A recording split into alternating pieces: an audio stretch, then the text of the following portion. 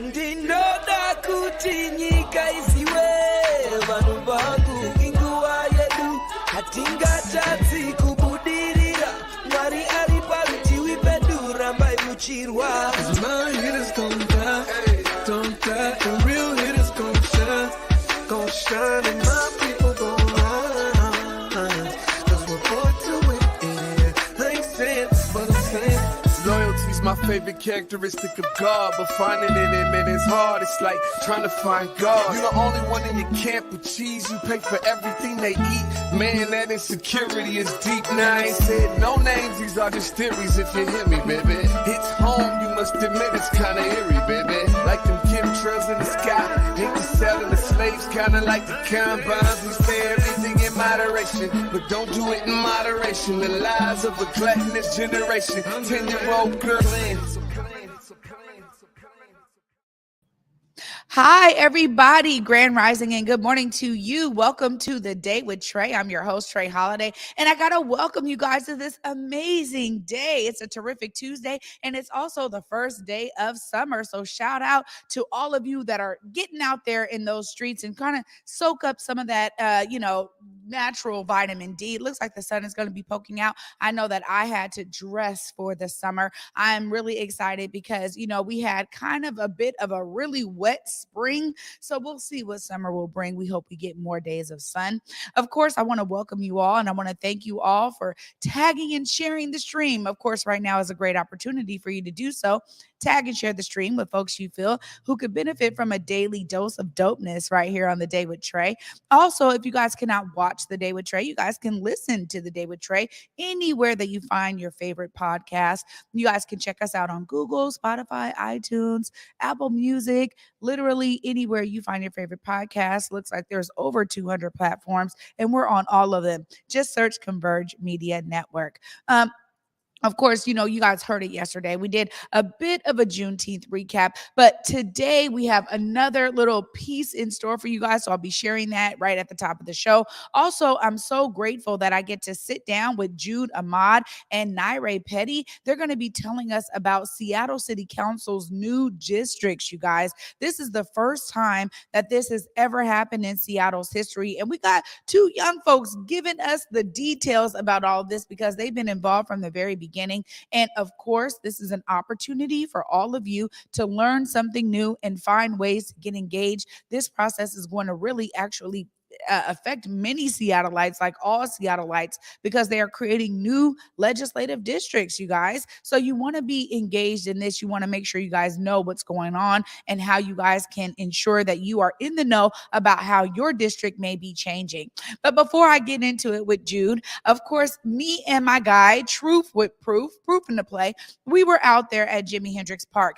And as I told you, Converge was in the building. We got another clip here that gives you guys a little bit more about how we were spreading that Juneteenth joy on Sunday. Hey, welcome everybody. We are here at Juneteenth, the commemoration. All right, it is looking like it's a full celebration over there. We got speakers and performers and a bunch of vendors right here at Jimi Hendrix Park. Proof, it's been amazing. Oh man, it's been lit, as what the youngsters would say. I mean, I had a ball out here, drinking a lot of sea moss lemonade. Okay, I had some what was it? A fried burrito. Okay, it was a lot of things going on and marinating in here. I really want to tell everybody, it's better in numbers. We need to really celebrate together. We don't need to always be apart. We can figure a whole lot of things if we just together and smile together. Maybe learn how to do the Cupid Shuffle just together. As long as we together, we can figure out a whole lot of things. That's how special we are as us being melanated people. Yeah. Having a great time. The thing is that this is still a fight for reparations, and I'm so glad that Converge Media is in the building. Of course, you got my guy, Truth with Proof. You got me, The Day with Trae, and we're here representing because we understand how important this event is, not just to our community, but to our people right here in Washington State. We got to have these kind of events to push the message. We're still out here pushing people for reparations, and we're making sure that message is alive and well on the stage today, brother. Oh, yes, we are. We having a good time, but we fighting as we having a good time. It's always good to have a good time and see somebody that's going to fight with you and have a shoulder lean to know we moving in the right direction. I think more people right now need to understand we just need to move all collectively in the right direction. And we need to pay the fee. They need to pay the fee. Remember that. Okay, we need to pay the fee. We don't need these rinky-dink here and there crumbles. We need the whole loaf of bread, please. And thank you. It's an honor to be here. It's an honor because our elder, D. Charlene, our great D. Charlene, has been doing Juneteenth for decades, for my children and for me. So just to be here and celebrate that, I just feel really good to be in community. It's just so special to see this many black people, this many smiling faces all in one space, especially in Seattle. I feel like we're underrepresented. And even in statistics, we're underrepresented. But we make the most impact. We really do. And events like this kind of show exactly what we look like when we gather in numbers. Just like all ties full circle. We're a part of Black history, we're a part of Black futures, and that's what today's about. Yes, coming together, celebrating our resilience, just being beautiful and being brilliant with the talent and the creativity on stage. But also we have to stay focused on the message that, we have a lot of freedom and justice and equity that we still have to achieve, right? And so, part of the celebration is the fact that we can continue what our ancestors put in motion. They kept taking steps even under the most, adverse conditions. Juneteenth 2022, we are still pushing for reparations. The message is clear. However, I gotta say, this park is lit today, y'all. So you guys who are here, you guys have gotten a great treat. And for all of y'all who ain't here, we're gonna make sure we capture it enough as much as we can so that y'all can see how we get down so you can join us next year. Thanks for watching. Black Lives Matter!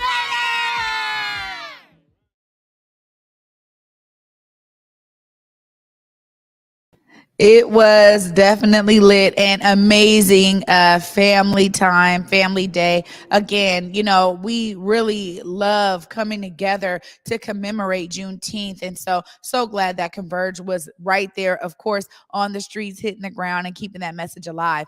And right now, you guys, I get to sit down with Jude Ahmed. We're going to be talking about these new districts happening in Seattle. First time in Seattle's history. And Jude is going to give us a bit of history about redistricting. I said it right. There we go. Hi, Jude. Hey, Trae. Thanks for having me on today. Yeah, thanks so much for joining me. Now, this is a really serious topic that I think not enough of our people are engaged with. Tell us a little bit about how we got here. Where is some of the history on this, Jude? Absolutely. So I want to start with talking a little bit about redistricting and what redistricting is. So it is essentially the process of redrawing our district lines that determine where we're going to vote. So in Seattle specifically, we have 7 city council districts. Each of those districts is going to be represented by a city council member. So depending on where your address is, you're going to be in maybe District 2, District 1, District 3. And you're going to be, every time their city council positions are up for election, you're going to be voting for who is going to represent that region specifically. So it's really important that we pay attention to where those lines are going to be drawn, because historically they were drawn without our input as community members. And I think, not just at the city council level, but in every form of redistricting, when it is on a state level and we're redrawing our legislative districts or our congressional districts, there's going to be the interests of politicians, there's going to be the interests of certain members of the community that are going to be elevated over the interests of everyday people in the drawing of these districts. So they're going to have a really big impact on how we as a community are able to have our voices heard and represented, and they're going to have a serious impact on who is able to represent us on that city council level. So we really want to make sure that the community is aware not just that this is happening, but also a little bit about how the history of these districts were established. Because as you said, this is the first time that we're going to be redrawing these districts. So where did those districts even come from in the first place, right? Like, what is our starting point and what can we envision ourselves working towards? That's kind of a big question that we're grappling with. Well, this is interesting to me because honestly, I think many of us never even thought about this at all. We never thought about that we would be able to have a say in this. I think we got used to where the districts were and we just ran with it. So now they are redrawing these lines and there's a clear, like you just described here, a history of them doing this outside of our purview.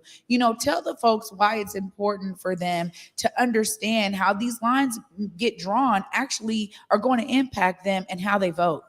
Absolutely. So the first time that our current city council districts were actually drawn was back in 2013. So that was a decade ago. That wasn't a very long time ago. So when you say we're used to the districts being as they are, like, you're totally correct. I think when I started learning about the redistricting process, I was like, wait, these districts are new. Who drew them? Who came up with those ideas?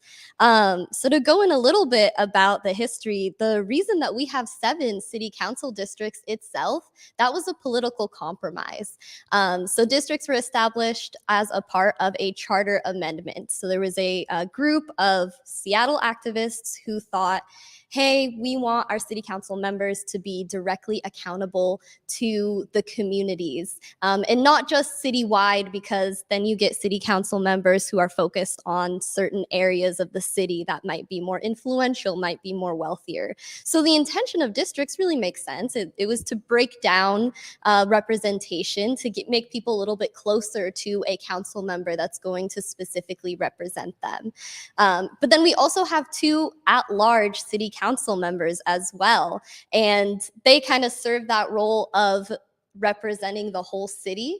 But again, like I said, it was a compromise to have 7 city council districts and 2 at-large city council members. That was a conscious choice that was made in order to make the charter amendment I would say palatable, to allow it to pass without opposition from, let's say, maybe some business interests or other just elites in the city that have for a long time held a lot of power over the city council.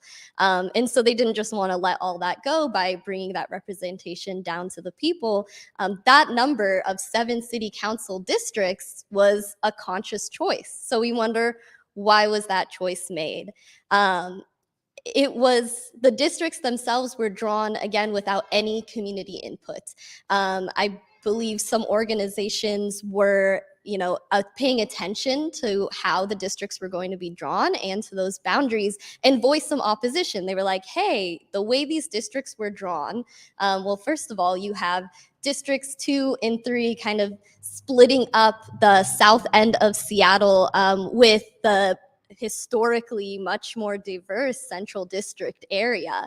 And, that's something that when we look at that pattern and then the pattern of displacement that we see in Seattle proper, those things aren't just a coincidence.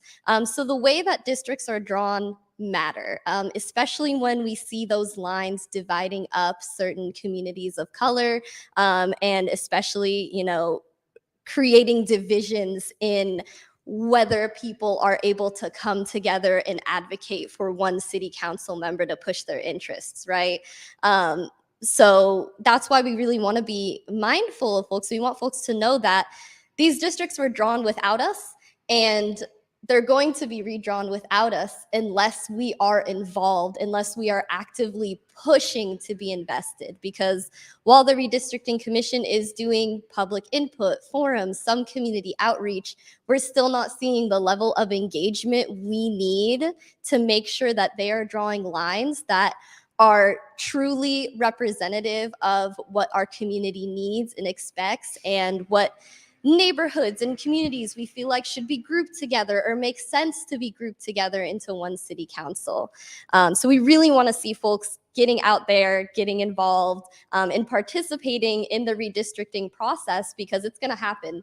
with or without us. So we need to make sure it includes us. Yeah, this is so important right here. I mean, you're talking about the difference between, like, right now, there is, we got council member Shama Sawant, right? And we also got council member Tammy Morales.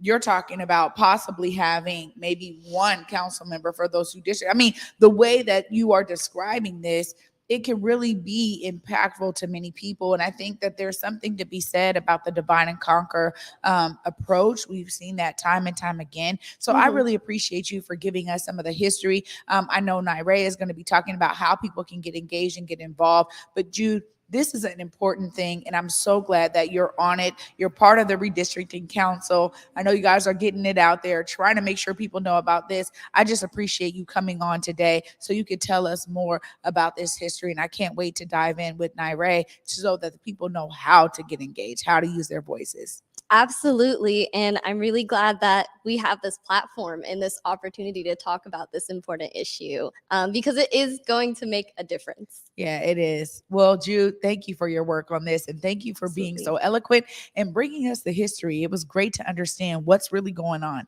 Thank you so much. Awesome. Thank you, Trae.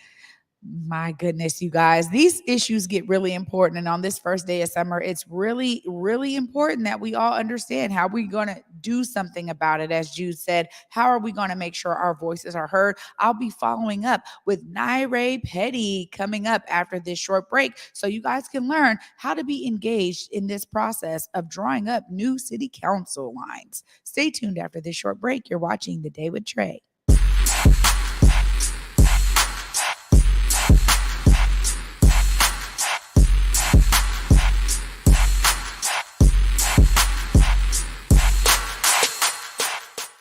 What up, y'all? It's T-Dub. I'm here at Converge Media to let you know about my new venture, The Resole. We are introducing Seattle's first dry cleaner for sneakers, and we want you to be a part of it. Head over to www.theresole206.com this Juneteenth weekend for our official website launch.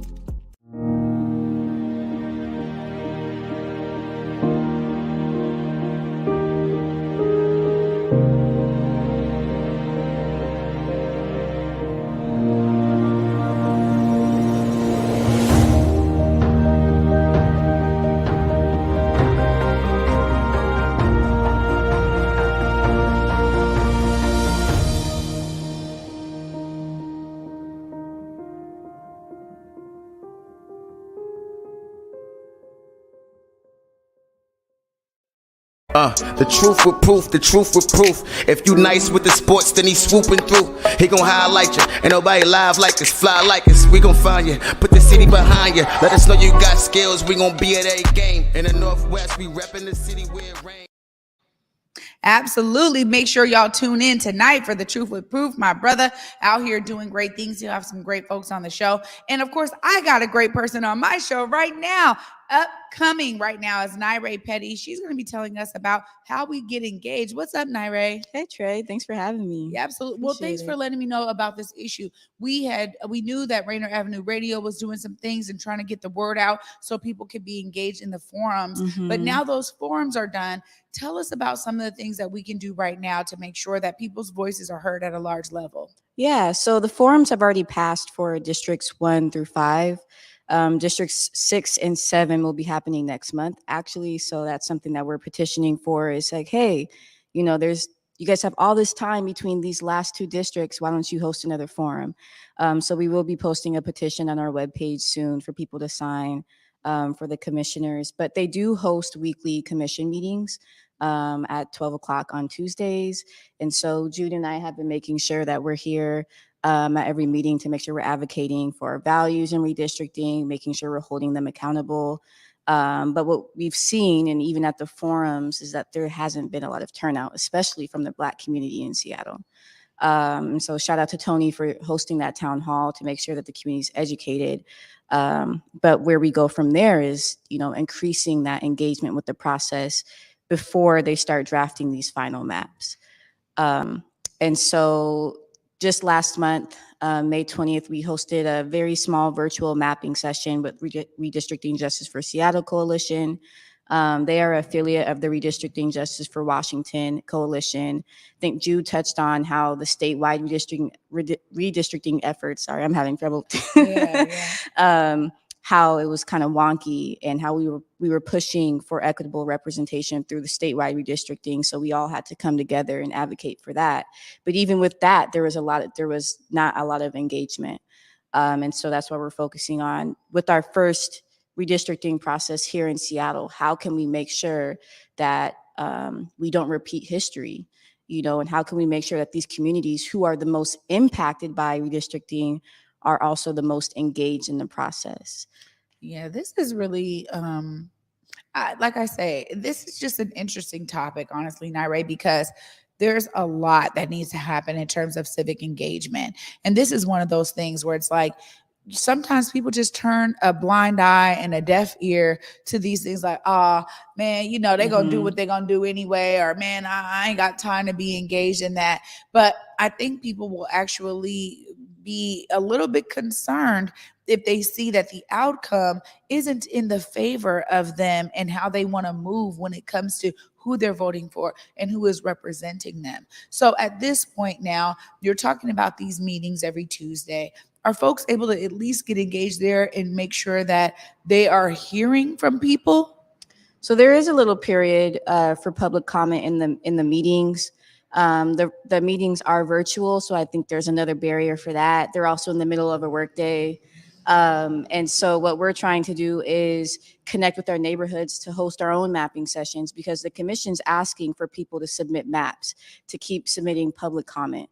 And so that's what we're going to do, is we're going to make sure that we connect with different organizations that already are in the community and know how to provide culturally competent outreach and gather that informed, because keyword informed, input on the process to present it to the commission. Yeah, well, when you say that, the first thing that goes to my mind is, how can they expect for the everyday community member to come up with how they're going to draw these districts on the map? I mean, this is also some form of geo mapping. Like, there's some real high level technical skills that it really takes to do that. How can people feel like they really are, maybe they don't feel equipped? How can they know that there's maybe some other way for them to do this, or to partner with those who know how to do that work? Right. And I think that's a good point too, because I've had a conversation not too long ago about how there is a huge disparity in who's doing the urban planning and drawing districts using geographic information systems in our communities. It's a very white, male dominant, led industry, but it also impacts our communities the most. And so we do have to find loopholes around it. And like the commission's asking for people to just submit maps, but the GIS, that website's not easy. I can barely use it, and I used to take GIS classes. And so I think what we've done that was successful for the statewide efforts is that we contracted GIS consultants and gave them values and priorities that we have, such as increasing representation for communities of color, making sure that there's communities of interest kept together, whether it be race, socioeconomic factors, and more. And after giving them that information and also using community input, such as don't split up this neighborhood because this is historical landmark to us, we were able to create a lot of different maps, and then use ranked choice voting and have the community rank which map was the best to present to the commission. And I honestly think that's the best way to go in this form of redistricting. So people are able to now look at these maps, maybe rank them.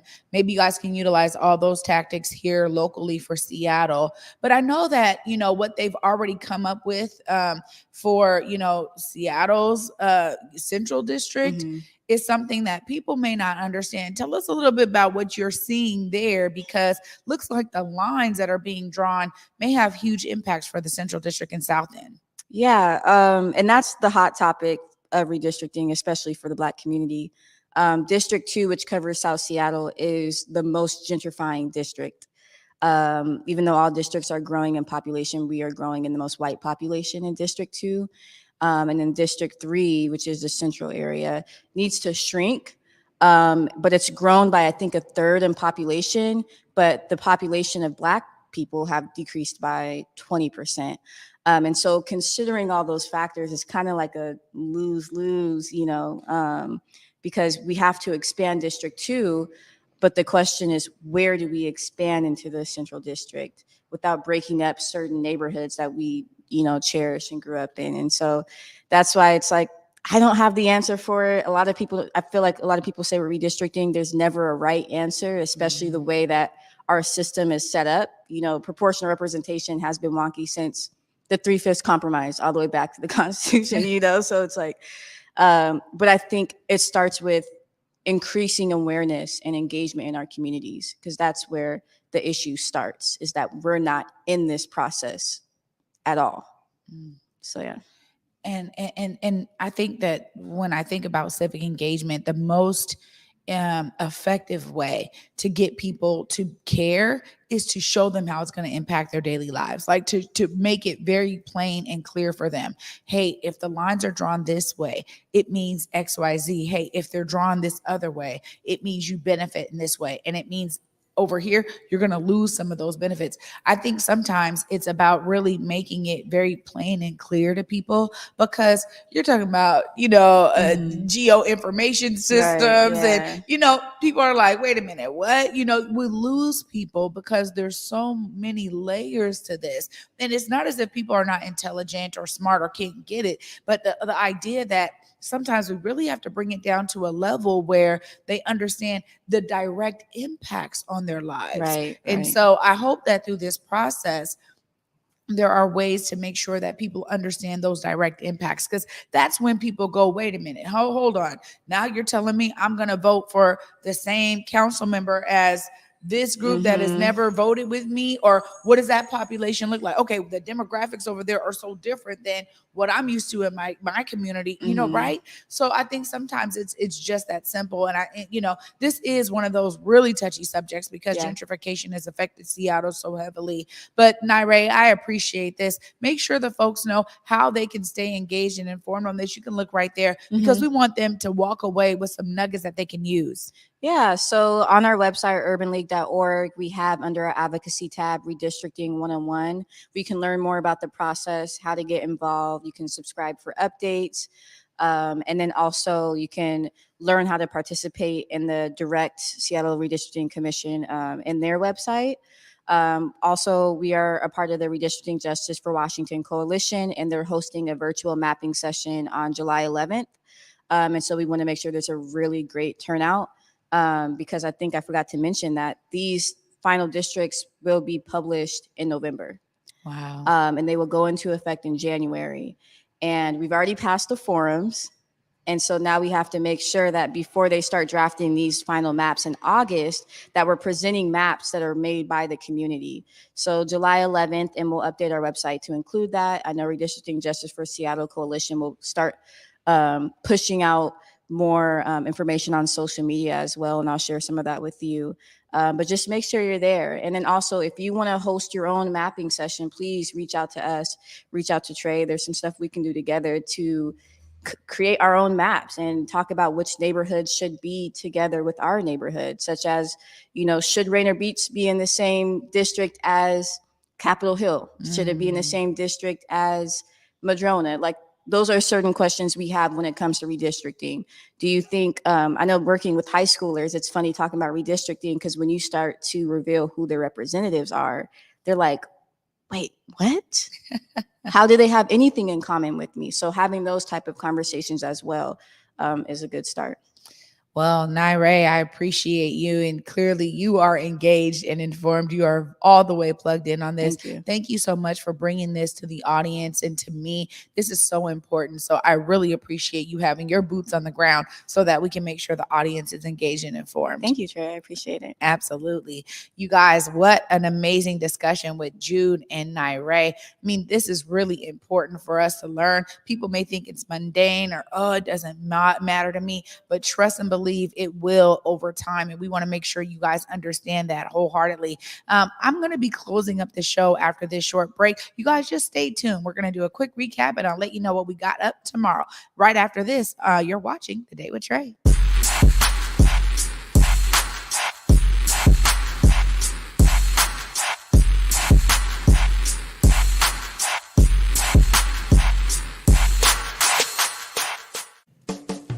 there, it's Trae Holiday. And of course, Besa and I had to take a trip back to Market Street Shoes to grab some items. They always know what to show us. And let me tell you, we both spent quality time to be sure we collected some amazing additions to our wardrobes. They have some of the most unique bags, shoes, and accessories. I mean, the whole shebang. It's always a good time when I get to shop with my girl Besa. Make sure you go check out Market Street Shoes, y'all, and you too can walk out with some dope gear.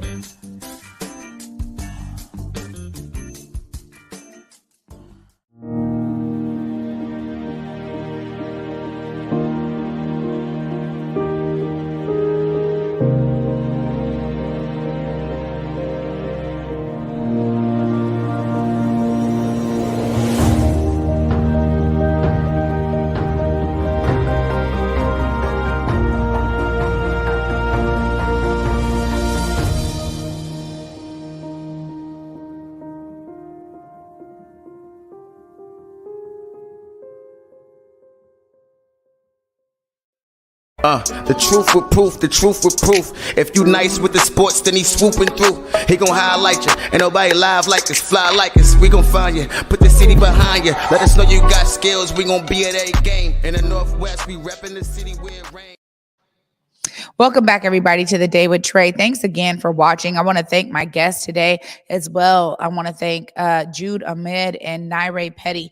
What a phenomenal topic. And I just encourage you guys to make sure you guys click on that website. Go to urbanleague.org. Make sure you guys stay engaged and informed. Also, search redistricting in Seattle. You guys will find the other website where you guys can connect and make sure that you guys are a part of these mapping sessions. And as Nirae said, if you're looking to host a mapping session in your community and getting people who do care about this or educating people around you, your neighbors, make sure that you guys do this work because it takes all of us to be engaged. And I promise you, as I'm always saying, I want you guys to be inspired by the guests here on The Day with Trae. I'm so inspired by Jude and Nirae because they are two amazing people that are making sure that they're engaged and they're doing great work out here. And it's just a great thing to know that young folks are getting engaged like that and they're encouraging others to get engaged. So I'm just telling y'all, man, see yourself as a part of the solution. Clearly they have. Be inspired by it.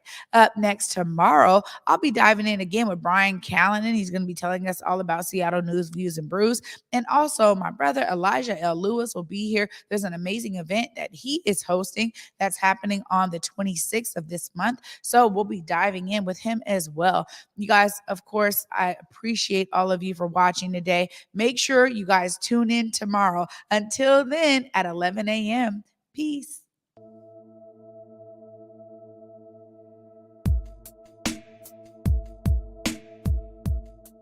Converge Media produces culturally relevant content for Black and urban audiences.